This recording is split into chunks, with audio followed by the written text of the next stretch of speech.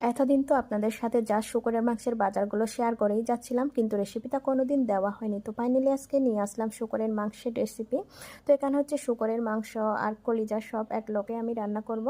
তো এখানে প্রথমে আমি চুলায় প্যানটা দিয়ে দিলাম। প্যানটা গরম হলে সরিষার তেলটা দিলাম। সরিষার তেলটা গরম হলে পেঁয়াজ কুচি, আদা রসুন বাটা, মরিচ বাটা, জিরা গুঁড়া, ধনিয়া গুঁড়া সবগুলো দিয়ে দিলাম। এরপরে হচ্ছে ডাকনা দিয়ে কিছুক্ষণ কষিয়ে নিলাম। কষানোর পরে আমি এখন হচ্ছে মাংসগুলো দিয়ে দেব। শুকরের মাংস আমার ছোটোবেলা থেকেই খুবই ফেভারিট। এখন হচ্ছে আমার অ্যালার্জি সমস্যা, যেমন প্রেশারটা হাই হয়ে যায়, এই কারণে হচ্ছে আমার শুকরের মাংস এখন কমই খাওয়া হয়। তবে মাঝে মাঝে আমি যখন রান্না করি তবে খাই আর কি। তো এভাবে তো আমি না খেলে হচ্ছে আমার বাড়িতে যেহেতু মেহমান আসছে, অবশ্যই তাদের জন্য তো মাংস রান্না করতেই হবে, তাই না?